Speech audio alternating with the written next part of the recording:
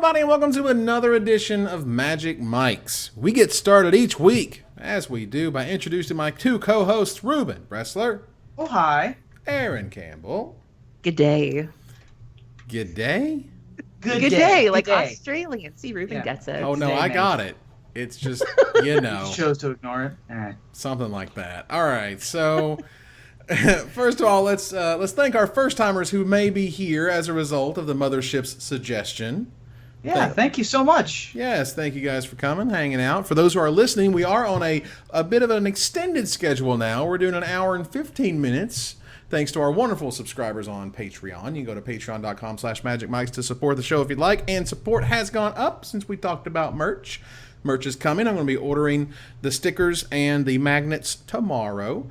I finalized all the details today, so that's fun. Good. So that's going to be sweet. Can't wait to show those things off. There'll be lots of pictures. Don't worry, they'll be on social media and stuff. And so it is going to be magnets? It's going to be magnets. All right. 3-inch by 3-inch stickers and magnets. Sweet. It's going to be great. They're going to be die cut. It's going to be really cool. Wow. Yeah, hey, spare no expense. I mean, when it comes to in this the show. future, Evan, spare some expense. But I didn't want to spare any. I wanted to just, no spare. Well, this time around, I'll give you a pass. Fine. Well, we begin each week, as we do, with the first pick. And the first pick this week it's not so much an individual topic. It's more of a question. The question for the first pick is Reddit more helpful or more harmful to the game? Reddit is really seen as this kind of odd stepchild. When Wizards shut down their forums, one of the things they noted was they said, look, we have a presence on social media. We've got Reddit, we got Facebook, we got Tumblr, we got Twitter. They are far more active on all other services except Reddit. However, no other service is really like Reddit, and no other service can kind of replace what Reddit does. You have Tumblr, which has 400 million users. You have Reddit, which has 40 million users. However, Reddit gets more traffic. The reason is because people lurk. There's lots and lots of lurkers. There's far more lurkers than those who engage. And as a result, even though there's 157,000 subscribers to the MagicTCG subreddit, who knows how many are actually reading or actually kind of, going over those threads and seeing that stuff while not actually being subscribers. So while Wizards is more active on Tumblr, they have the Blogatog and they have the Magic Online Tumblr that they've been running. They're way active on Twitter because we see Forsyth, we see Marrow, we see Lee Sharp on there all the time. Worth Wolpert was tweeting earlier. Like, I love Twitter. Twitter's just the world's chat room and it's great. But, Reddit is that service that, unlike Facebook, when you post something on Facebook, it's just gone. It's like that South Park episode, and it's gone. You had a conversation and it's no more. Good luck trying to find your own threads you replied to, let alone a large community discussion about a serious topic. Reddit, to me at least, and I'll let you guys kind of explain where you're sort of coming from. Reddit, to me, is the ability to anonymously discuss things in ways that are often to the extreme, for sometimes because it's for attention, sometimes it's because it's what's necessary to kind of get a reaction out of people. But overall, I feel that Reddit does a good service. Yes, there are a lot of negatives, but I feel that overall, when the positives of Reddit happen, I think the positives are huge. I think they're absolutely ridiculous. When Wizards themselves are creating threads, when Wizards is replying to threads where people are like, I'm overseas and I'm a soldier, and is there any way that we could get product, and Wizards is sending them product, and that's great. Somebody lost their house in a flood or a fire, and Wizards is helping them kind of start to rebuild their collection. Those are awesome feel-good moments. Those are things that can only really happen in a world where conversations are boosted, conversations are upvoted, conversations are put to the forefront of what the community should or should not be looking at when there are stewards of that subreddit. It's not like the subreddit is just the Wild West. Like, there are moderators. They pay attention. They look at everything that's posted. They take down things that they don't think are appropriate. And as a result, I think that while a lot of people like to bash Reddit, and I see it all the time, I feel like they love to bash Reddit until Reddit's doing something good or doing something positive. Like, Reddit's a piece of garbage until the Platinum Pros are having a serious problem, and the top 2 or 3 threads are about how the Platinum Pros should not have gotten all their benefits taken away, and suddenly, this is a service and this is the loud, outspoken community telling people what's what. Like, I just don't feel you can have it both ways, and I think a lot of people like to treat it poorly when it's poorly to them, and then they're fair weather when it comes to, oh, we're having a very positive moment, or we're having a very important movement in the community, and Reddit is behind us on this. Yeah, I've gone on record a lot of times as saying that I think that Reddit is an important tool. Reddit is a unique tool in this new environment of all of these different types of social medias. As someone whose life has been somewhat affected by Reddit, like one of the most famous things about me, like if you look up my name online, like the first result that comes up is a Reddit thread about me getting fired from Star City Games. So I am, a lot of my life is out there and in the Magic community, and a lot of it has been discussed on Reddit. But even though, sometimes I'll get exposed in public by it, Reddit is a super unique tool, especially when you compare it to what else is available. Things like Facebook, Twitter, Instagram, Snapchat, all of the Tumblr, Pinterest, all of the other social medias that are available.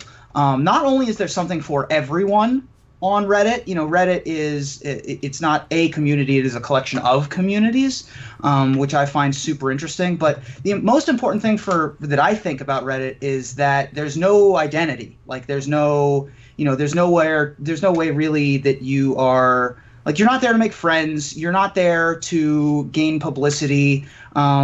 You're just there to throw ideas out, and that's a lot more like a regular sort of marketplace used to be. Sort of like an old Roman style gymnasium, as they used to call it, where the philosophers would stand and talk, and you would walk over to the people. Not like a current gymnasium, but that's like the old style, very old style, obviously. But there's no you're not gaining clout. Like there's no social ladder that you're trying to climb on Reddit, and I think that that's a super interesting facet of Reddit. And now that Magic has officially announced, several months ago at this point, maybe even a year ago, that Reddit is the central location for the Magic forums, that comes with some good and that comes with some bad. It's tough to take the good parts and separate them from the bad parts, because when you have this wide open venue, of course you're going to get some bad parts. But I think that in general, I like that it exists. I'm not sure I like that it's the official outlet or the official forum for Magic, but I think that it is very important to have it as one of the top 3 forums, maybe. And so, I think that in general, I'm in favor of Reddit, although there is certainly some vitriol and hate that comes from it. But that's just that's how I see it. Aaron? I have a metaphor that I like to use to describe Reddit, and the metaphor is browsing Reddit is like trying to find a Fendi bag at Goodwill. You're going to find a lot of like generic stuff. You might find a really great purse or a really nice top, but you have to go through a lot of crap to get it. And I'm not going to say that I get nothing from Reddit. I enjoy the Spikes thread. I definitely get some deck ideas from there. I love the RuPaul's Drag Race Reddit. I actually post on there quite frequently. Reddit as a whole is trash. I'm not going to sugarcoat it. The culture of Reddit thrives around negativity, and there have been studies done about this. Reddit more so than sites like Tumblr. People who write low quality posts are more likely to write again when they get negative attention, more so than people who write quality posts and encouraged by positive attention. One of the posts that we're going to talk about a little bit later in the show is the BDM and Randy thread, and one of my main arguments for why that thread became so successful is because it was trash.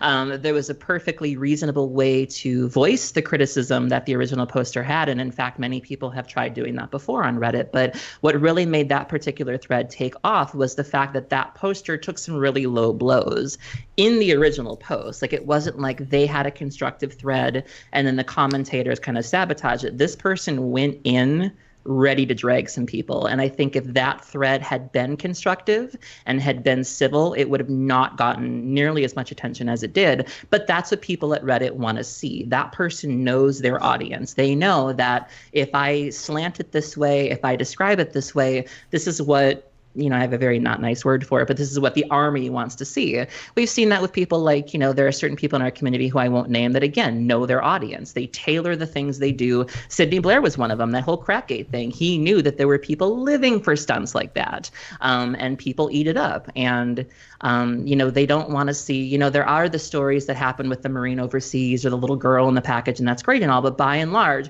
people come to Reddit for the trash. I can think of so many articles. My friend Mike Linneman, he'll go to Reddit and post about a charity event in Minnesota, and it gets downvoted to oblivion because people come to Reddit for the train wrecks. They want to see the trash. I remember when I did an AMA a while back, my AMA started off quite positive. And then there were some things that happened that were a little negative. And I thought that my response to the negativity was quite good, and that people would support me in that people would say, oh, here's this person who's grown. Here's this person doing some good in the community. I'm going to go ahead and upvote that. And instead, I got downvoted, and people wanted to see the trash. Like, people had no interest in the good that I was doing in the community. People wanted to highlight the insults. They wanted to hear people who didn't like me. That's what people came to the AMA for. And that's really unfortunate. And there's several instances of that. And I just think that that's kind of what's taken over. And I think that Wizards making Reddit the hub isn't necessarily because they want to, but they're simply reacting to the culture driving that change, driving that decision. And so I just don't have many nice things to say about Reddit. And I think that there is good that can come from it, but it's difficult to find. And sometimes it's not even worth the trouble. Sure. I think that the way that Aaron and I handle trolls is different. Personally, I don't feed them. I don't know about you. No, I just block them. Yeah, and she blocks them, and right. so and trolls like Bob Ross, you got to get rid of that crap. Exactly. You can't handle that stuff. What I'm saying is that she doesn't invite them in, in the same way that I kind of do. So I go to Reddit, and if there are trolls there, so be it. But it's a different way of handling it, is just to not deal with them, which is completely reasonable. Probably more reasonable than even subjecting myself to the challenge/pain of dealing with it. On the other hand, Reddit is enormous. You're not going to be able to avoid Reddit if you are a person or a citizen of the internet, as we are. We're kind of from the internet at this point. Hi, folks watching us through the television of your computer. But it's top 20 most visited websites in the United States. What are you going to do? Look, all I'm saying is that I don't think you need to throw out the baby with the bathwater. Okay. Now, the bathwater may smell like the poop, but sometimes baby's still worth having. Look, sure. All I'm saying, okay, look. And also, Reddit in general is different than the MagicTCG subreddit, which we're going to talk about the MagicTCG subreddit when we pare this subject down a little bit. But I think that a lot of the trash that you're referring to, Aaron, mostly, there is a lot of trash on the MTG subreddit, but when you compare it to most other subreddits, it's not nearly as much of that. I actually argue it's worse. You think so? Yeah, compared to the few Reddits that I do have discourse on, like, you don't see somebody in the RuPaul's Drag Race Reddit who's incredibly crummy and upvoting, negativity. It's just, these are the subreddits that I frequent tend to be more positive. If I go on the Pretty Little Liars subreddit and I engage in a discussion about who A really is, I just don't see the level of negativity on the threads that I frequent than I do in the Magic one. And I might frequent the Magic one more if it weren't. It feels weird. It feels like, look, right now, if you go to the MagicTCG subreddit, there isn't a single negative post right now. Is that a challenge? No, right now on the front page, the first 25 most, the 25 hot posts, there's none of them. None of this is negative. I'm looking. The things that are on top are they passed up an opportunity to make a Triskadekaphobia promo for Friday the 13th. And fun is a relative concept because somebody's losing on Magic when Magic Online when they have one land and somebody else is playing like Stock Affinity and just having fun, whatever. Like the very top post for a long time was about a Cards Against Humanity card that was based in Magic. There's the Robo Rosemar thing. There's the new Magic Sword that hits on top. Whenever the professor puts a new video up, zoom, it goes over. You think the professor is not driven in large part by Reddit for real?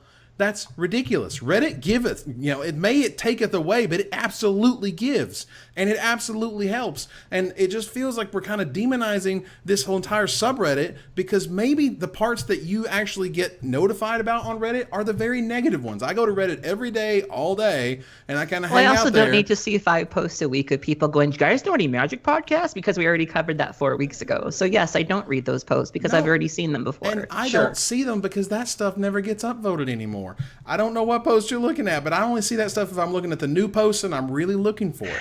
Like the stuff that are on top is often whatever Wizards, had an announcement, whatever the big article of the day was. These are all very constructive comments. All right, so let's move into Randy and BDM, okay?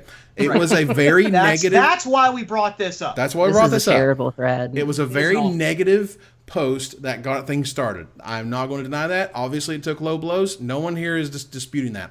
All I'm saying is that this post, which had a lot of negativity, well, the comments inside it are not the same tone, are not using the same types of measures. The most top voted post is Tom Martell talking about how he wanted to be on coverage. There's another top voted comment down in the thread about how Kibler says he was trying to get involved and it never got back to him. Like, these are things that are, ultimately it started from a very negative place. It made 3 people feel really crummy. So like there are 2 people who probably look at this thread and 3 because pretty crummy, I bet. Probably I'm just saying this, but there were 3 people who I'm not going to name, but there are 3 people who cannot look at this thread because they are seeing some really terrible things about them. And you're saying, well, yeah, this really great stuff happened, but at what expense though? Like, yeah, we made 3 people feel freaking awful about themselves, but yet look at all these people that had great conversation. Like that's the problem I have is it worth it? You didn't have to drag 3 people through the mud to get this conversation started. And to say that some good came from this, 3 people feel really freaking awful right now. I'm not saying that the way that it happened was correct in terms of the way it started. What I'm explaining is that, for example, stuff like the good gamery stuff getting notice, the cardboard crack guy largely began because he got popular on Reddit. A lot of the people, the Living Cards MTG that made that beloved, intro to your Community Super League, he got started on Reddit. That's where he got all of his basically attention. And yeah, he got some traction on Twitter, but he got far more on Reddit. He got way more views. He got way more interaction. I mean, Reddit doesn't always give it to me either. Like I post my stuff on there and a lot of times it just kind of withers away, or sometimes it gets maybe up to the top 10 and I'm like, that's feeling great. Not that you're keeping track or anything. I'm totally keeping track. Let's face it. But look, I'm being honest. Either way, all I'm saying is that I feel like I feel like Reddit is doing a lot of positive things, and that Wizards can't just kind of ignore the threads when it's super negative and then enjoy all the benefits when it's super positive. I feel it would have been in Wizards' interest to, at the very least, kind of jump in and say things like, we don't make decisions based on very negative threads or very, sort of outspoken across the line type behaviors. We believe in our coverage team that the changes, they want to hear feedback, and the changes they make, they're not going to publicize. And they shouldn't. They shouldn't publicize when they're going to let somebody go. You're not going to say, well, because there was this Reddit thread, we got to let you go. But certainly there is some well-meaning information inside it where people are like, look, and even some are just like, maybe, that was too much, but I feel like these are the points that kind of come up a million times. That thread in and of itself, in way more positive ways, has come up like 100 times. Everyone's upset with the Wizards coverage and why can't it be better? This one took a very negative stance, but, again, I think going to MagicTCG day after day, I don't see this huge negative garbage heap that people keep trying to say it is, because they just don't frequent it. I think that it's one of my biggest problems with Reddit is every once in a while, for example, this thread that we're talking about, which I'm not going to link to in the chat because it's awful and I hate it, but is by the widest margin the most popular of the week that I've ever seen since keeping track of, when I start doing research for the show, I was like, oh, over the last week, what's the most popular Reddit thread? And by the widest margin of clicks or points or however they keep track of this one is on top by that many points, by this many upvotes. And this one is not news. Like that's what's most upsetting for me about the subreddit, is that it is not as into current events. And this is a big problem with Reddit in general, actually. When it started, or at least when I first started paying closer attention to it, maybe 2008, 2009, it was more of a web magazine. It was really the front page of the internet. which is what it says it is. Now it's a lot of like clickbaity things, like the rest of the internet is. It's just trying to get as much attention as you can. And so, most of the time I go to Reddit and I'm like, oh, I wonder what's on top. If I missed something over the last 4 hours or 3 days or however long I've been away, then I can go and be like, oh, now I'm caught up on all the news that's fit to print on the internet. And then stuff like this happens, and it just sort of fills up and is noise. And I get that sometimes you need to have opinion threads and stuff like that. And a lot of the time it gets pretty gross. Like, this thread is, first of all, I didn't think that this thread was. The guy that wrote this thread did not write it particularly well. His last spell Randy's name right. He didn't spell Randy's name right. His last sentence is sad to say, but it's 100% correct. When you call yourself correct, it's like, what are you doing? Really? That's awful. Look, all I'm saying is I've been a Redditor since 2002. Right. So, well, I'm sorry. Actually, no, 2003. Sorry, but regardless, I'm part of the 8-year club. I actually looked it up today. I was like, Jesus, 8 years. If you want a non-poisonous subreddit, folks, you should go to reddit.com/r/magicmics, and you can talk about this episode and all the rest. Well, we haven't posted episodes there in like how many months? What's that? We haven't posted episodes there in how long, Evan? You didn't have to bring up that stuff. So I want to go back to something. You said that there were no negative posts on the front page. If you look at the third one down, fun is a relative concept. It's somebody who took a screenshot. Yeah. So it's literally a screenshot of somebody whose opponent said that they weren't having fun, and every comment afterwards is talking about how terrible the opponent is. Look, this is not, and also I want to point out that this is not unique to Reddit, that there are poisonous bad people. Oh, totally. If you watch Twitch coverage of the Pro Tour or Grand Prix, if you go to Twitter, if you go to Facebook, all of them have their own versions of awful people. It just so happens that on Reddit, all of the voices are exactly the same. Higher concentration. That's the problem that I think that you have here, right? Well, it's higher concentration, but there's also more of a reward for it. Like I said earlier, it's like, you can be a jerk on Twitter and you don't necessarily get the incentive, or dare I say it, the circle jerk that you do in a place like Reddit. Like I said, if you're crummy on Reddit, you are more likely to, because of the attention that you get from it, you are more likely to keep being crummy. Whereas if you're crummy on Twitter, you're probably still going to be crummy, but the incentive isn't there. It isn't as powerful as it is on Reddit. The circle jerk is very strong, and that's, I think, is unique to that. I think that a lot of good can come from Reddit, and even a thread that's as negative and damaging as this one that we're talking about right now with BDM and Randy and coverage and discussing it. This is a topic that has been discussed a lot in the past, and people have decided that now is another time to discuss it, which I might not agree with and you might not agree with, but certainly the will of the people has decided that this is a thing worth talking about. I, for one, think it's been beaten to death. But if enough people, it's a pure democracy on Reddit, right? Like, I don't know how the upvoting system works, but my assumption is that all the voices are exactly the same. Not necessarily. You get weighted based on things like, if you created your account 3 seconds ago versus your account's a year old, things are treated differently. It's not a big deal. Let's move on a little bit to speak of, talking about things to death. Desperate Ravings, we're going to talk a little bit about the platinum changes. Helene Bergeau, who, again, is one of the bravest women in Magic. I'm just going to throw it out there. She puts herself in front and center of issues that I would never expect someone to do so. When she goes on the podcast hosted by the guy who just got banned for 4 years, for real, brass, y'all. Yeah. Now, regardless, so she talked about the platinum changes, and she spoke on Magic TV with LSV and Mashi, and they kind of explained sort of like, well, they did it, and then they heard from the community, then they did the about face, quote unquote, was a term that was used quite a bit. And there were a few things, and there was a few ways in particular that I think Helene was talking about the Pro Club, and then there was a Reddit thread, weird, isn't it? Where you had the community upvote PV, like almost 1,000 times to reiterate that they agreed with him, and that he was explaining how he differed from Helene. So let's start real quickly with how I feel Helene presented most of the case. The way she explained it was in my interpretation, was that Magic is not getting a lot of recognition for the amount of, sometimes crazy money that's being thrown around in the game. They give out $500,000 in appearance fees. And what are they getting out of it? And they're not giving away a huge amount of dollars on the Pro Tour, but they're giving away all this money in somewhere else. And what is Platinum? Platinum is all about the status. It's all about being able to say you're Platinum and able to get those Platinum benefits. And it's only really about being a status that is higher than everyone else's.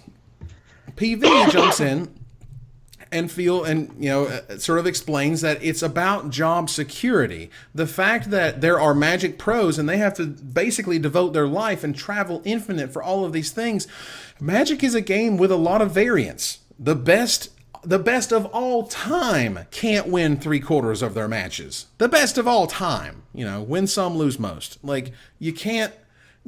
So when you're winning 70% and you are literally one of the best Magic players in the world, you're still losing 30% of your games. And when the World Championships turns into this insanely top-heavy payout, where if you win this match, you get to play Magic for another year, and if you lose this match, you're just completely out. If you get close to the World Championships and you're missed it by a point or whatever, you just spent a year of your life trying to get to something that was denied you. Now you have nothing. Don't have enough benefits to pay your rent, to buy you food, to pay your bills, whatever. So that to me was kind of the gist that Wizards wasn't really paying a lot of credence towards, which is Platinum's not about a status. It's about the security and knowing that regardless of the variance of Magic, you're going to be taken care of.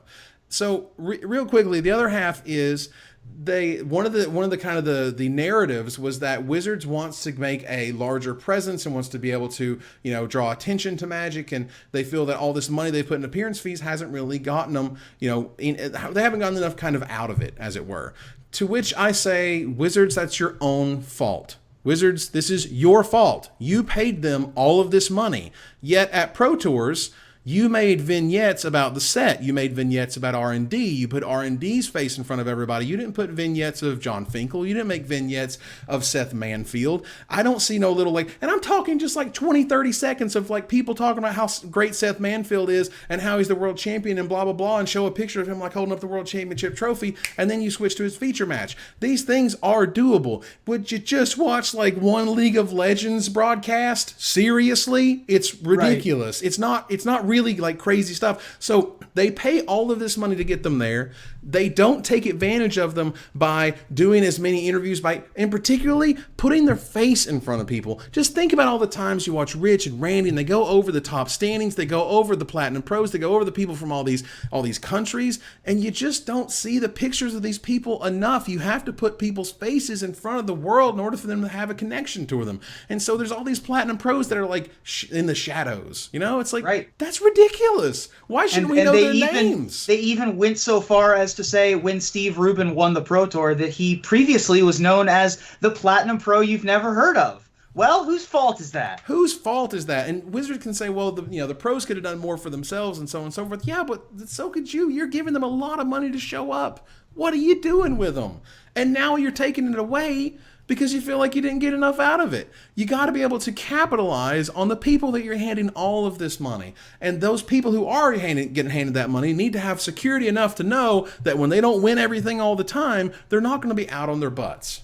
Yeah. That's my I think that the big thing that PV was pointing out here specifically was that, you can't say you want to be an esport and then do something like this. On the one hand, it's different with League of Legends, as you were mentioning. League of Legends doesn't directly provide benefits to League of Legends players. But on the other hand, that's because League of Legends has so many sponsors, right? So they can build their own teams independent of the game itself. Mm-hmm. I'm not a League of Legends scientist, so I don't know how the inner workings of that. But that's the impression that I get from reading PV's point here. But back to the video, I thought that it was just super impressive that Helene always is the messenger that gets shot. It just is, only kudos to her.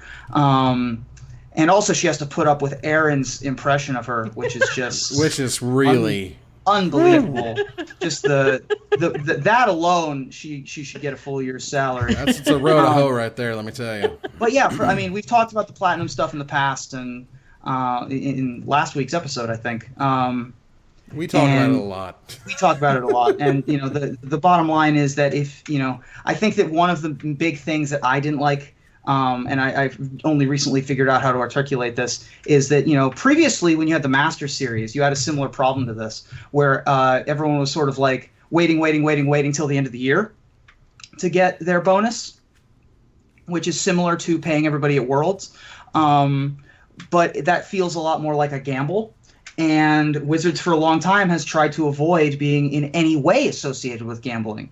And so providing a stable income, providing a level to reach is a very clear line in the sand that says, no, this is not, this rewards consistent performance. It does not reward spiking one tournament only. I mean, obviously you get rewarded when you spike one tournament, but you also get rewarded when you have a consistent year. And so I think that's an important line to draw here.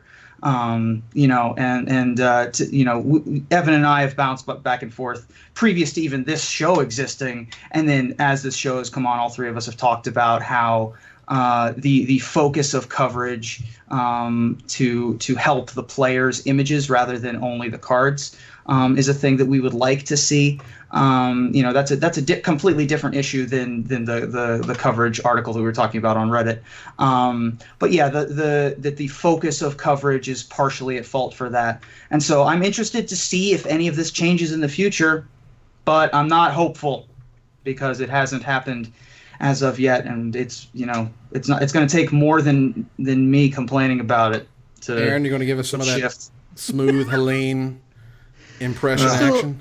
particular thing that I find very important in the ecosystem, and she literally did like the ecosystem. I was just like, oh my god, I love everything about you.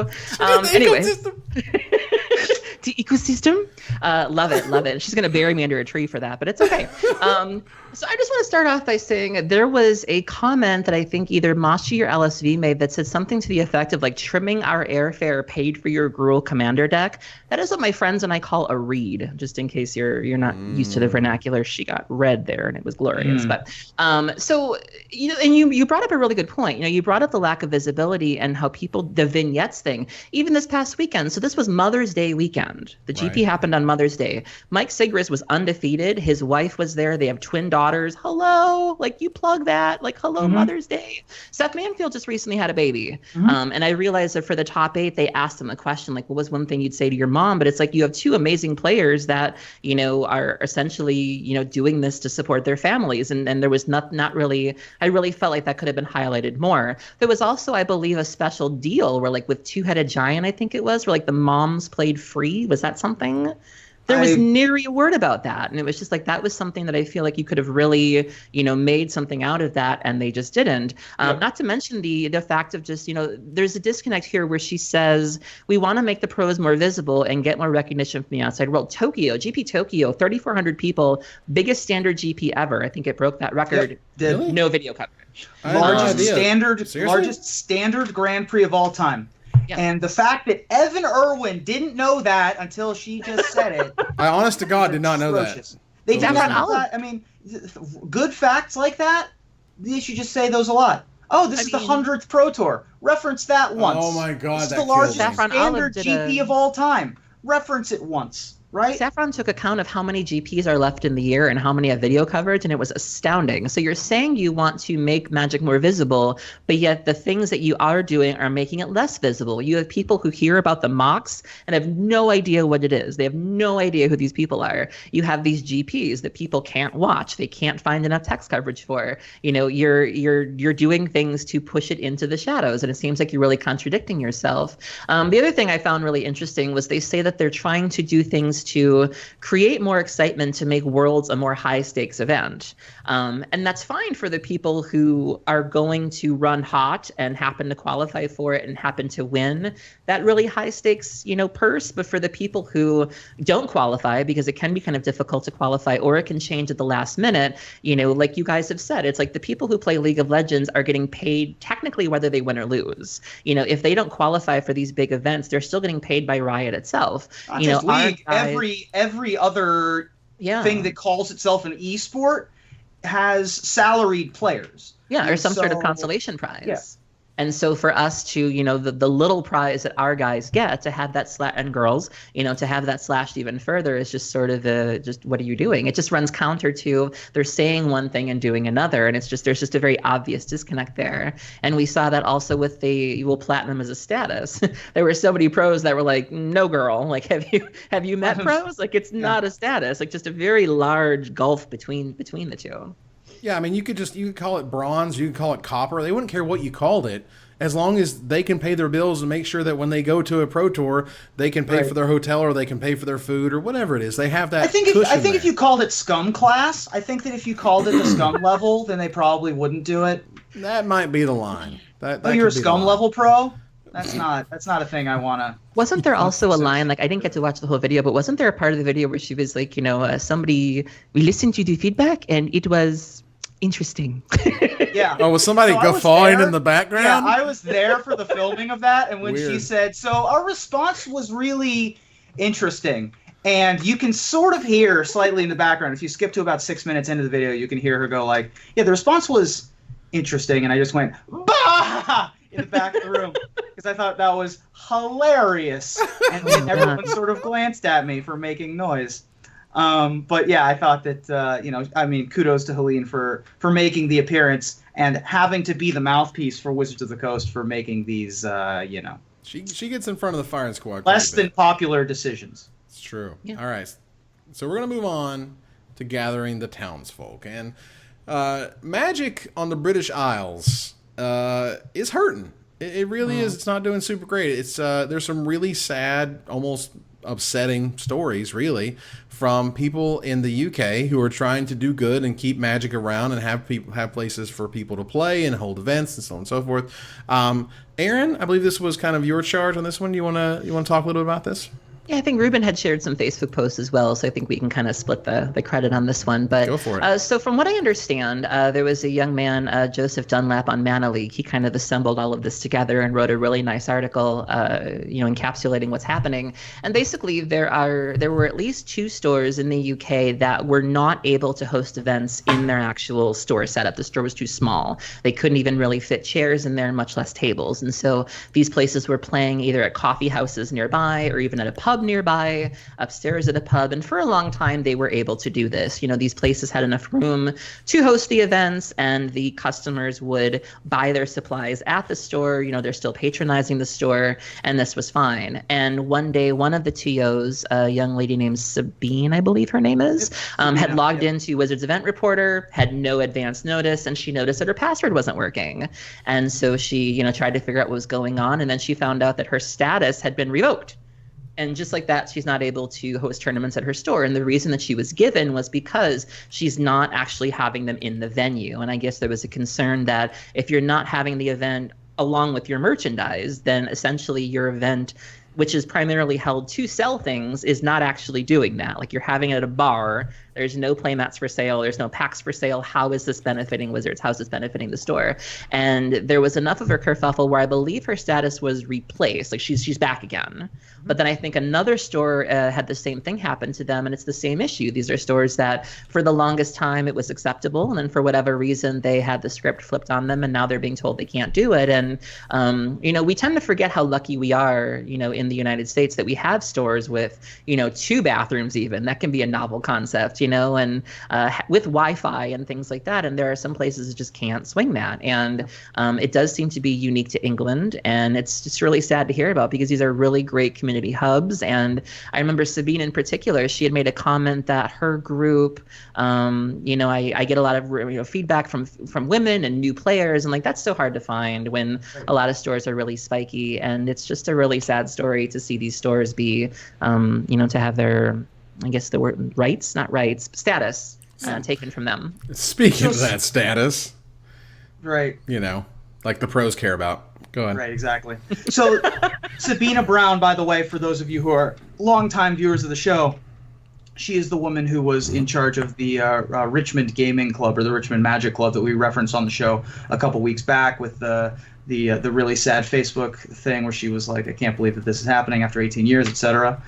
So she has gotten her status back. She sat down with somebody from the Wizards Play Network, and as a result of that meeting, regained her status. So that's a positive. Well, and I'll just note, Yay! look, if the way that she found out about it was that her password doesn't work anymore, that's a problem too. that's seriously a problem. That is not okay. I don't care if it was restored because there was a blow up or whatever, there was a backlash. Regardless, that is not how they should go about that process. That is not okay. Yep. So, a lot of the issues, and I linked to another article about a playgroup in Scunthorpe in Scotland that is having issues with this. I think that a lot of the problems with London in particular is a big issue. We don't have many cities like London in the United States that are gigantic and expansive, like Ravnica, where you just can't put a store because there's just not enough space. Right. Like if you go to the island of Manhattan, there's one store. Last time I went, there was one store. And I forget what it's named, but it's like right in the shadow of the Empire State Building, and it's in a basement. And there used to be Neutral Ground, but Neutral Ground isn't there anymore. And so you have those cities like, big, expansive cities where, floor space for, to play Magic, which takes up a lot of footage, is difficult to come by. And so you have a comic book store, which has a front, and then, maybe you go upstairs next door of your bookstore or of your pub or whatever happens to of your department store, and they set up some tables and you partner. And this is like not an uncommon thing, particularly overseas in London. And so I think that's that's an issue that's unique to London that doesn't come up a lot, and so it's sort of a foreign concept, I guess, no pun intended, to people who are giving the Wizards Play Network permission to let people run events. In a place. In rural Kentucky, maybe it's different. You don't want to hold it upstairs when there's plenty of area in whatever store you're holding. Sure. But the rules might be different in a big metropolitan center. Right. So I think that's one of the problems here. Now, Scunthorpe, England, isn't London. It's fine, but it's not gigantic. And so they're also having problems with their WPN status, and this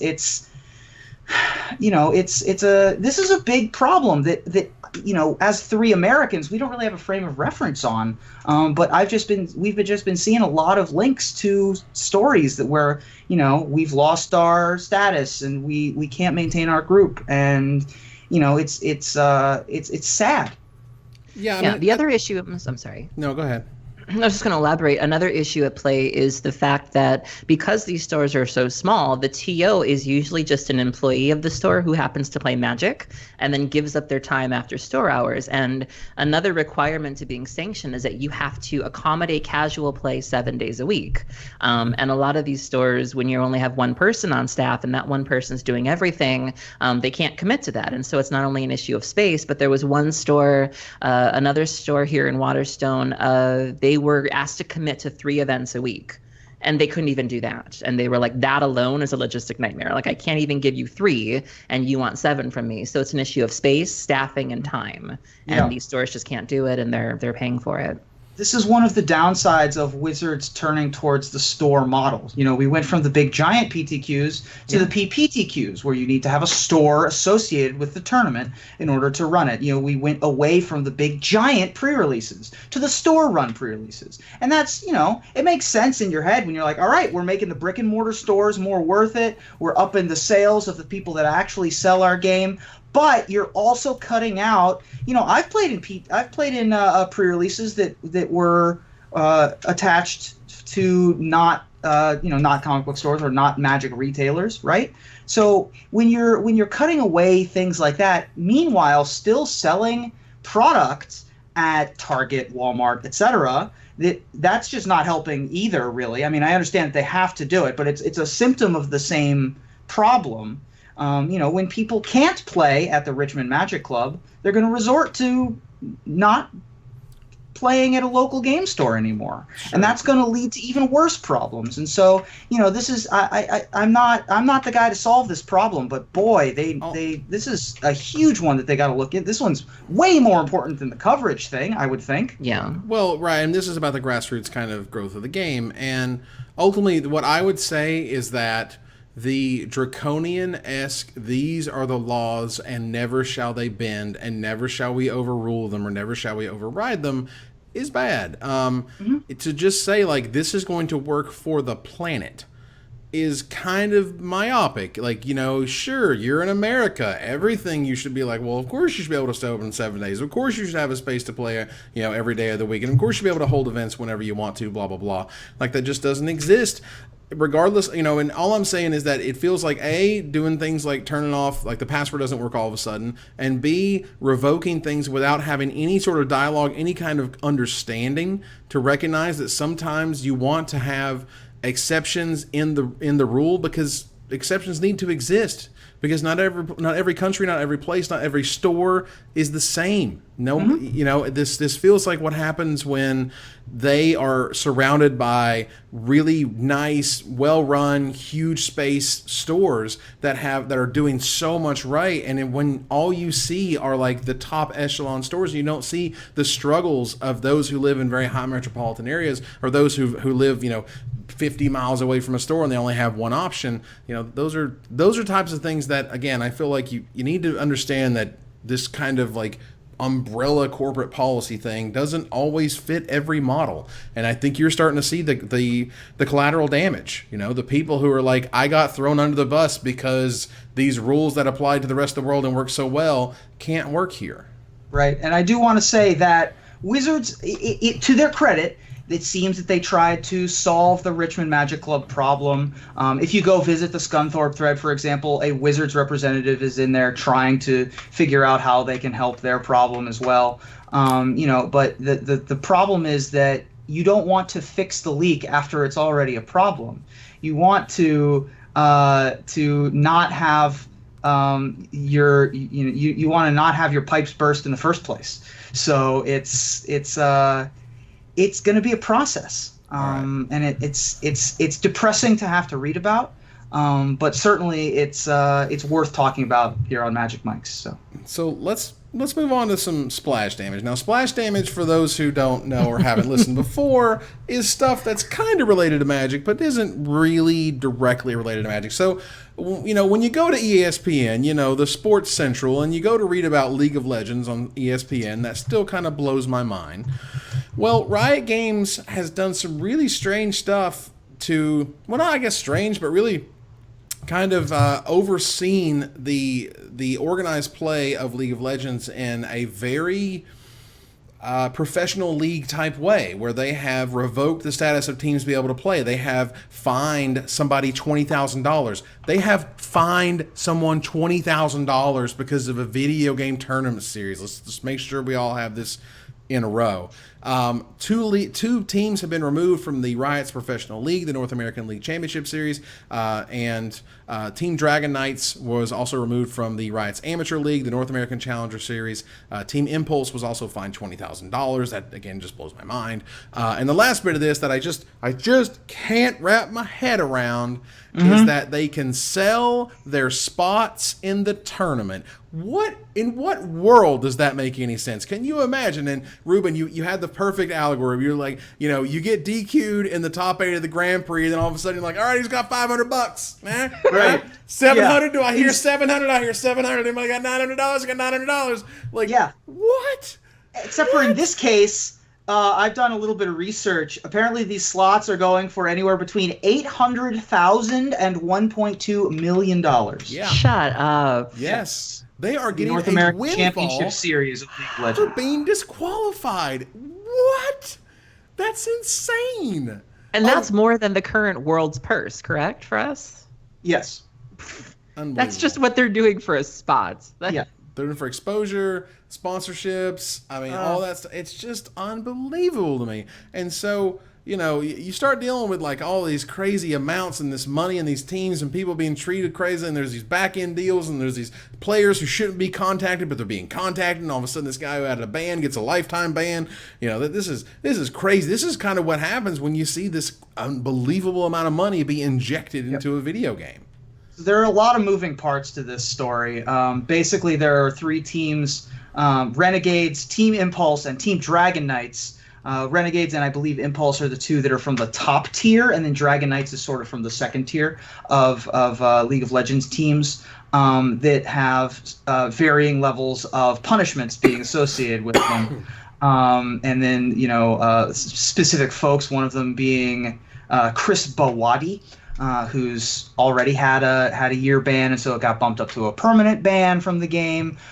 There's a lot of moving parts in this, and I suggest that you go read the article instead of try to have us explain it to you, because we're Magic people. Because we just don't really get it. All we Right. see like this weird, like we're looking in the aquarium and we're like, that's a weird looking fish and that's swimming crazy. Yeah, but the splash damage of this, back to fish. The splash damage of this is that this is the biggest scandal in esports history, I think. At least it's the largest one in LoL history, which is one of, if not the biggest esports right now. It's like Dota, League of Legends, and I guess Hearthstone are near the top. Right. And like Counter-Strike, and like those are sort of near the top. But this is certainly one of the top tier, and this is the largest scandal in the history of the game. And so, you know, on the one hand, boy, at least we don't got problems like this. Am I right?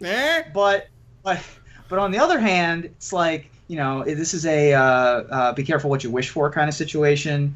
You know, where once too much money gets involved, is Magic going to have to run into problems like this? Because I mean, can you imagine the headlines where like Team East West Bowl gets fined $20,000 because they talked to like Finkel, who's on Team Ultra Pro, and they weren't supposed to say anything to that guy.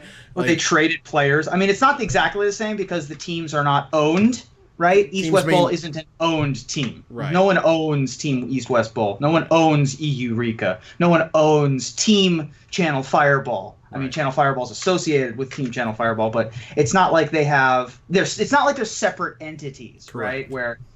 Where somebody could go out and sell, you know, a Magic team. It's a lot different for League of Legends. And this was what kind of was always kind of supposed to be the next level, right? This was this thing, and I heard Chabin talk a lot about this back in the day, about like, you know, well, why does Sprite pay Kobe? And it's like, well, because they want their name out there. Well, they want to be attached to Magic players for the same reason, to get their name out there. And this is kind of what you see when it actually took off in the League of Legends, you know, Dota, Hearthstone world, where now like listen how this article on ESPN ends. With 3 spots suddenly for sale in competitive League of Legends, there is speculation that traditional sports organizations will look at this as an opportunity to embed themselves in the scene.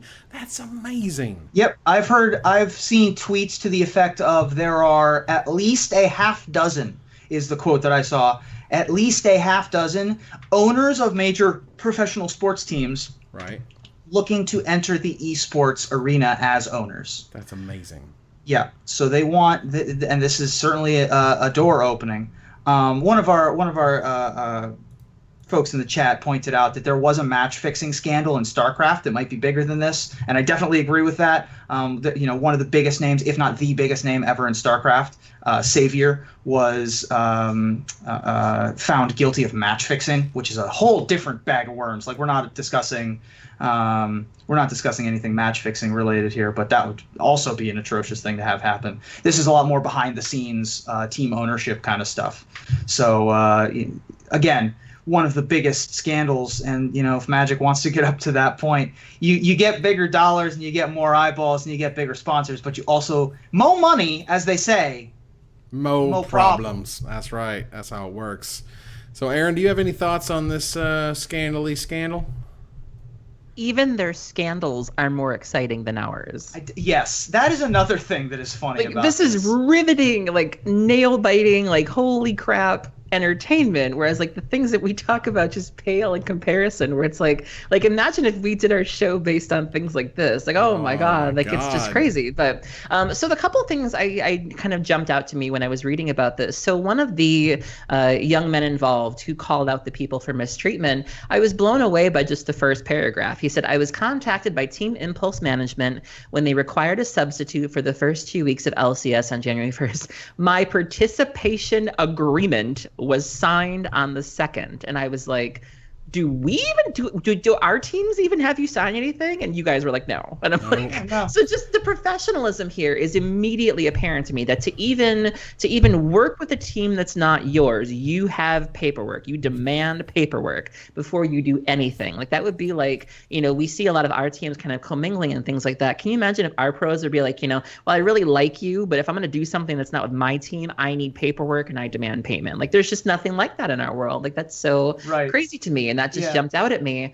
And I got to kind of take the low blow here. I find it kind of interesting that Riot, if I understand, Riot is the company that created League of Legends. Like that's their Wizards, essentially. It's their game. Yep. Riot is the one punishing these people for treating their players improperly, while Wizards is treating its players improperly. Do you see what I'm saying? Like Riot is looking at these teams and saying, you need to treat your players properly. Wow. And we're trying to convince Wizards to treat our players properly. I mean, that is amazing. I mean, do you see that distinction where it's like Riot is going on quite the dichotomy. I mean, can you see if Wizards did that, where if Wizards was like, okay, you guys are playing in a car and you're not paying your team, and Wizards would never do that. But Riot is saying to these teams, you guys need to treat your people better. You need to make sure that you all are being paid. Right. That's insane. I mean, Magic players are no. I mean, they are some of the flakiest of the bunch, and I love them. Why? Because I am one. I know my people, and I'm telling you, we can't really. We change our minds on a dime. All of a sudden, we want to go to a Grand Prix on Friday night because whatever. I'll tell you what. Gotta get. You add an extra 0 to all the numbers, and people have their hotel plans way weeks ahead of schedule. I'm telling you, it's I'm not saying it's 100%. It's not. We're still comparing apples to tiny oranges, but it's a different thing.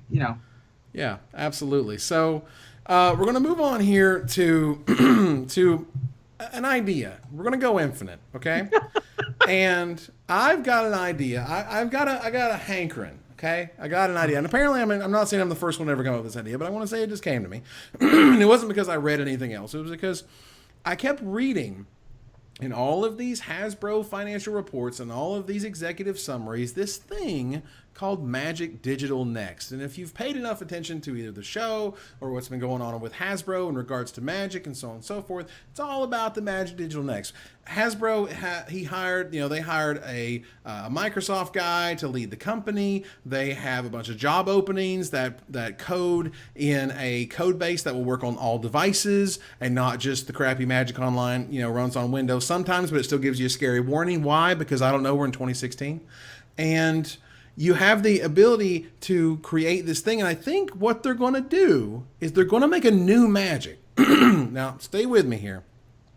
They are going to pattern it literally directly off Hearthstone. My hope is that Chris Cox, the guy who got in charge, showed up and was like, this is dumb. Here's what we're going to do. We're going to make a new Magic, and it's going to be free to play. It's going to have a sort of a boiled down subset of Magic as it is right now. When there was an article, or maybe an article series by Rosewater, where he said things like, if I were to design Magic today, if I were to go back and right all of the wrongs of Magic, here's what I would do. And there were things like every spell is a sorcery unless it has flash, for example. And this gives him, or R&D in general, the ability to do that. And it also gives us the ability to have a game of Magic that is still Magic. It may be lessened a little bit, but it would be huge. And so it's not just Magic Duels, because Magic Duels is kind of boring and bad. It's an entirely different makeup. There's no more lands. There's no more tapping of stuff. There's no more like physical cards in terms of like they want to make they want to make it sound like physical cards and things of that nature. No. Think about what Hearthstone did. It doesn't need to have mana that shows tapping or whatever. It has to have energy. You can have mechanics that can never work in paper Magic. I have no idea where exactly this could go. I'm just saying, what I feel like is the rumbles is that Wizards wants that Hearthstone money. They're not going to be able to do anything with Magic Online because Magic Online is such an old dinosaur. Like it's going to just keep pulling that money wagon, you know, for every set release, just as it does. It's going to be fine. But they're going to do something that's going to be more interesting, more entertaining, more flashy. Hearthstone that has Magic elements. And so that's all I've got for the Magic Digital Next thing that keeps coming up. That's my big idea for what Wizards is actually working on. They're in the lab trying to make their own Hearthstone because somebody finally convinced them, hey, Hearthstone is not only a competitor, they crushed you. You've lost. And what we've seen these days over and over, time and time again, is that Hearthstone has crushed Magic. An average Hearthstone streamer is getting as many views on Twitch as the Pro Tour, as a big Grand Prix finals. Like, that's a problem. How do they fix it? Well, they make Magic more interesting to watch. How do they do that? They make a new client that's more interesting to play. And how do they do that? They make a whole new version, and that's how they're going to take Magic, ideally, to the next level. I don't see it. I think that the context clues argue against Magic Digital Next being a completely different game from Magic. I think there's a couple of interesting things. First of all, it's called Magic Digital Next, the first word of which is magic. If you're making a whole totally new game, you're going to name it something different. Well, no, imagine that you still have 20 life, you still have the mana system, you know, you still have the card types. So if we're developing a whole new game, we're probably going to hire some new game designers, right? You would more than likely need to hire... Don't you think we would have heard of some of these job openings? No. By this point? We've seen them. I mean, Wizards has put job openings for designers in the past. I've seen some people in R&D, whether it's through photos, whether it's through videos, that I've never heard of in my life. You know, like, and it's because they keep a low profile, and I think that's fine. Not everybody needs to be as high profile as Rosewater or, you know, Sam Stoddard or Forsyth or whoever. But, you know, I think they've hired plenty of people. I mean, imagine all the designers on Kaijudo. Like, who are those people? Where did they go? You know, like, they hired them somehow. You got a point there, I guess. I think that, you know, it just seems like such a massive undertaking that if what you're saying is what's happening, we're not going to see it for at least twice as long as we are expecting to see whatever Magic Digital Next is. Like, until they tell us what it is, there's just no way for us to know. Like, they've referenced it a couple of times, and it might as well not be anything until they actually inform us. And I personally don't think that. Okay, so I don't want them to do what you're saying. I don't want Magic to lose its complexity, because I think that the complexity is a selling point for me, right? It's a game that's been on Mensa's list of the best of the top 10 games for the last 15 years. It's put on a pedestal with Go and chess and poker, which are all games that are massively older than Magic. It's the only game that's been invented in the last 20 years, 50 years, 100 years that's on the same level. And so for Magic to lose its complexity like that and come down to Hearthstone's level in terms of complexity and then bump up the explosions or whatever else. I mean, Hearthstone has a lot of great things going for it. But some of the things that Magic has going for it is that it is a better game. So, Aaron, you've been largely silent, and again, I know I'm the talking. Audience is like, thank God. I know, right? No, and I think like I am just obviously I'm kind of going off crazy here because nothing of this is substantiated. They could be building, you know, they could be building a series of banks if they want, and I'd have no idea of whatever Magic Digital Next is. Usually I'm the one in the tinfoil hat, but Evan's got it on today. All I'm saying is sometimes I like to go deep, and this was one of those things that I kept seeing stuff, and I'm like, what does that mean? Why don't they say stuff like, you know, a new Magic Online or a new version or a new way to look at Magic or whatever? And I'm like, you know, there's so many times where I've seen when Rosewater talks about things like if I had to design Magic over again, and it's not like you're going to lose the game. You still have the game. You have the turns. You have the mana system. You have spells, and they do things, and you can have planeswalkers and artifacts and all that good stuff. It's just the way in which they present it and the way in which they design it, and you can have mechanics that don't work in paper, and that's one of the things that's also brought up is, you know, they would ask Rosewater, like, why don't we have an expansion just for Magic Online? And it's like, well, because it's so much work to do paper and Magic Online. Well, what if the new guy and what if all these hires is about putting in the resources to even try to do that. I don't know. And again, if this even was a thing, we probably wouldn't see it until 2018, maybe 2020. And by that point, they've already lost even more market share. So I don't know. Aaron, give me some ideas. Give me some feedback on how crazy I am here. No, I think you're fine. There was an article that went around the other day on the Daily Dot called Magic the Gathering as an esport, or like the thing nobody's talking about or something. It was written by a young man who goes by CML, I think he is. And easy to confuse with CVM. Yeah, I get CVM, CVL, and BBD and BDM. Yeah, I should find that article. A lot of initials. But there was actually, he kind of hypothesized as to what this change would look like. And towards the end of the article, he says that my best guess is that the game would exist both as a simplified Magic Digital NACS and as a traditional paper product, though the paper product would still be supported, allowing collections to retain value and addicts to justify spending their huge per capita sums that make Magic so profitable. The digital would quickly outgrow the paper. And then he goes on to say that a big part of this will be competitive play, which will be conducted over Magic Digital NACS pleasing new client, hopefully. This will let streamers make a living catering to mainstream audiences. Hasbro can then increase spending on premier Magic events from 500,000 to 1 million and beyond, since doing so will actually attract a larger viewership as well as premier talent.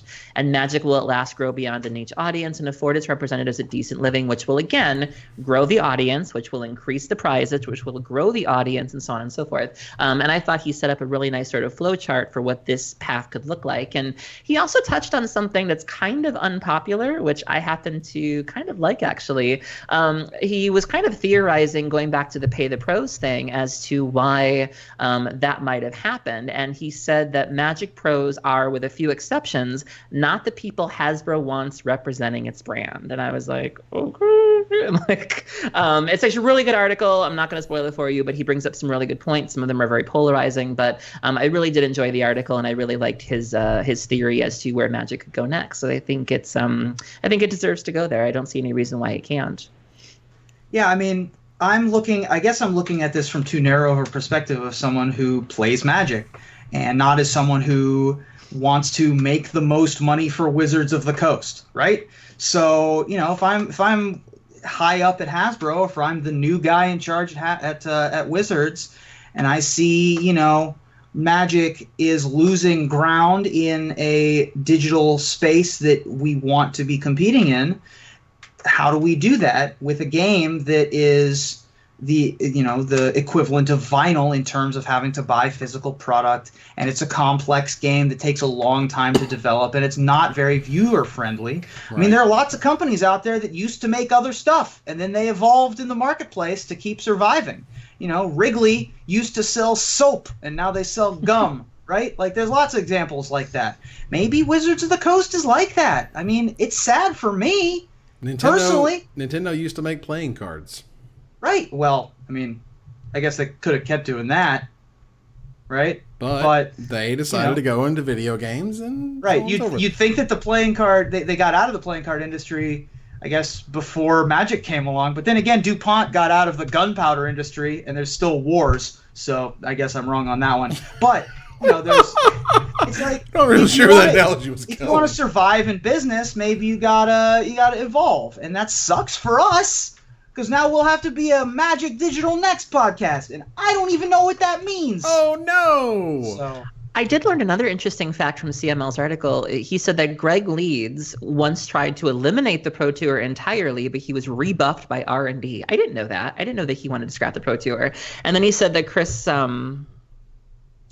the new guy, will be more I still can't say it, will be more persistent, and Magic R&D, already subordinate to Magic branding, will be brought further under control. I didn't know that. I didn't know that somebody at the top wanted to get rid of the Pro Tour at one point. It's very interesting, and it'll be interesting to see if the new guy... I just think that Magic Digital NACS is going to be a lot more similar to Magic than you think it will be.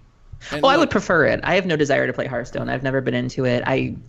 It's not even that I prefer it. Obviously, I prefer it. I just cannot imagine that they would throw away all of the, even if it's losing some ground to Hearthstone in some spots, I can't imagine that they would throw away all of the goodwill and fans that, it's I just can't imagine. I mean, obviously, we don't want them to hurt the things that we love. I mean, that to me is pretty clear. But at the end of the day, as a subsidiary of Hasbro, They're there to Yeah, make but money. Magic is making more money than it's ever in the past. And if a digital product like a Hearthstone type client could take Magic from X millions to Y millions, and it is a very high jump there, then it doesn't matter whose feelings they hurt. Does that make sense? And I feel like part of what happened in this type of decision making, where Helene has to go out there in front of the firing squad and then get grilled for days until it's reversed, is that these types of decisions are like, well, for the health of the game, we need to up these prize payouts and get people big checks, and that's going to give us our eyeballs. And some people are going to be upset. Whatever, bang bang, gavel's done. We're all finished here. Yeah, I don't know. I can't see. First of all, it's a Hasbro thing too. It's like Hasbro makes G.I. Joe and My Little Pony. Like, I don't see them competing with Blizzard and Activision. That's just a personal thing that I just don't see. And again, I'm just saying, like, they hired a guy from Microsoft. I mean, they hired a guy from... If you ever been in Microsoft at, like, the actual any of the headquarters up in Seattle, it's a wonderland. Like, I didn't know it was a real place. I thought it was in a fourth dimension made out of light. It's unbelievable. Like, one time I got invited to the campus and it was amazing. We got to go hang out. There were free snacks and drinks. We got to play Rock Band. There was all these cool, like, tech stuff that's happening in the building. Like, all of it's excited and new and different. And they got all this cool, like, 3D glasses, and there's the VR stuff and, like, all this very technical-minded stuff. Wizards is making technical-minded type hires, and they're doing technical type things, hinting at technical type things in their in their executive reports. And again, obviously we all know, particularly those who've been involved in Magic long enough, that Wizards and digital endeavors have normally been horrible. But it feels like they're starting to make changes, particularly at the top, and moving downwards to change that, because digital is where you're making infinite dollars. And you have people like like Direwolf, where Chapin and LSV are working at that company, and they're going to release Eternal, and they're going to have their own digital card game, and Skylanders is coming out, and that's what Patrick Sullivan has been working on, and that's a digital card game. Why? Because you can show it, like, it's fun for everybody. You can play it on any device. It's free to start. It takes money in thereafter. It provides a good experience over and over again. Whereas if you try to take Magic Online and do much with it, you just get frustrated, confused, upset. But boy, do they make bank from it. And they make good bank. And so you say to yourself, if you can make that amount of bank, Aaron, where could they go? Tell me, Aaron. Tell me where it goes from here. Well, I'm just saying, I think it's just a natural progression. It's like, we've seen this with music. It's like, I can remember being a little kid and having a New Kids on the Block cassette, and then, being really sad when that cassette turned into a CD. Suddenly my first compact disc was TLC, and I'm really dating myself here. But, there are those things that we cling to because we love them. But ultimately now, I had an MP3 player that was just a thumb drive. It was like this little finger drive, and it was whatever. And now I have, an iPod that's, I had an iPod, then I went from an iPhone, and it's just sort of, where our culture is going. We love our paper games, and some of us love books. I still love going to a library and holding a paper book. I don't own a Kindle. I don't own, anything like that. But, why shouldn't our games have the same evolution as our music, as our books, as even our communications? Who actually takes a phone call anymore? You're texting. I hate talking on the phone. Right. I mean, you're texting, you're FaceTiming. We just see this evolution kind of all around us. And I don't, I think that we can certainly want to hold on to our memories, and we can certainly want to hold on to our paper cards, but why shouldn't our games also evolve? I have to tell you this story that my younger cousin, who's in high school now, asked her mom why we call it hanging up the phone. Wow. How old do you feel? Oh my God. Well, look at it this way. Like, I work at Cool Stuff Inc. Okay, we sell board games and card games. We sell no video games. Board games are an industry unto themselves. They are a huge hobby part of the market. And what's really interesting, have you noticed here recently, there's been two very high-profile Kickstarters for two board games. One is for Dark Souls, the board game, and the other is for This War of Mine, the board game. Both of those hugely successful. Their Patreon, or not their Kickstarters are blowing up. Like, they're going to be monster releases. But when you think about it, you're like, okay, a monster release in this board game area is like $200,000 to maybe even $500,000. Well, the video game made like $100 million. So while it's still important, and while it's good because it is like, it's real and it's a board game and it's paper and it's, it's stuff that you're able to have and use and play it with in that way, the digital realm is where the real money is made, and the physical products are where the ancillary products are showing up. Did you say This War of Mine? Yes. Like this little war of mine. It's a wonderful game. You should check it out. It's about living through war and about the people who aren't it's like the opposite of Call of Duty. What happens to the people who have to scrum and scrape and scrounge to live every day? What if you come upon somebody who has medicine that you need, but if you take it away, you're going to kill them? Like, it's a very moralistic game. That's basically being transgender. Well, there you go. So that game's going to be really interesting. Anyway, I am, however, going to miss holding Magic cards. Like, if that's... Are you gonna miss flicking them? Are you a flicker? Yeah, I mean, I'm not a Brian Kibler go nuts, but I definitely, even when I'm playing other games like Clue or games where you're not supposed to be shuffling the cards in your hand, people are just like, you're a Magic player, aren't you? I have a deck of cards I've been kind of messing with most of the show. I just find it really relaxing. Like, sometimes, like, even just sleeving. Like, I love throwing on, this deck of Sailor Moon playing cards from the store. Check these out. Been messing around with those, but yeah, I mean, it's like, poker and war or gin have been around forever, and they haven't replaced this yet. So I think that the death of paper Magic is not a thing that's happening, even if Magic Digital Next is something that's entirely unrelated. And I'm not saying it is. All right, so let's move on. We're gonna round the corner to the finisher, as we do each and every week. Last weekend, Grand Prix New York, also known as Grand Prix Secaucus, defending Magic World Champion. Grand Prix Holland Tunnel. Yeah, Holland. Holland Tunnel. Defending Magic World Champion and current leader for Player of the Year, Seth Manfield, added 4-time Grand Prix champion to his list of accomplishments. That boy just cannot lose. Yeah, he's unreal. One of the most entertaining matches of the tournament was the hashtag MTGDad mirror between Seth and then undefeated Mike Sigrist in round 12. So what other mirror matches would you like most to see in Magic's future? Ruben? Well, I personally am really hoping at some point to see Kai Buddha against William Jensen in the aspiring Bond villain mirror match. Have like really dramatic lighting and music. Do you expect me to play a land? No. Oh man, Kai would be an awesome Bond villain. He certainly would. Aaron? Well, I would be in favor of seeing the Brian Kibler and Joel Larson mirror match, which of course would just be them fixing their hair in front of mirrors. They have great hair. From a guy with no hair, I'm telling you, they have gray hair. I would know. I had hair back in the day. And it was luxurious, all right? Luxurious. All right. Well, look, I liked seeing Mike Sigrist in that mirror, but I would prefer to see him in a different mirror match. Well, the actual mirror match against my close and personal friend, Brad Nelson. Because if you squint, you're not going to be able to tell who's who. You don't even squint. Oh yeah. You just look at them. Just open your eyes a little bit and be like, "Oh my God, it's two Brad Nelsons." Oh my God, I can't get over the image of Evan with hair. Oh, it was somebody needs to. If somebody's watching, you need to like Photoshop some Larson, that hair that defies gravity. Put some of that on Evan's head. I would pay to see that. Like, yeah. You know the lead singer of the Smashing Pumpkins? Like, I just can't imagine him with hair. In much the same way that if Evan just had like normal, that's a weird image for me. Oh man, Smashing I have nightmares now. My favorite band of all time, so high five. Okay, it's great. Anyway, so with that we end another episode. It's a nice soft pull into the station there for the end of this episode. Tell you what, I'm bald. Hair. Hashtag Evan's bald. All right, so. That ends another episode of Magic Mics. I want to thank you guys for joining us here. Ruben, thank you very much for your time. Well, thank you. Aaron, thank you very much for yours. Thank you for having me. You guys are fantastic, as usual. Thank you, everybody, for watching. We're going to move on to our final slide here.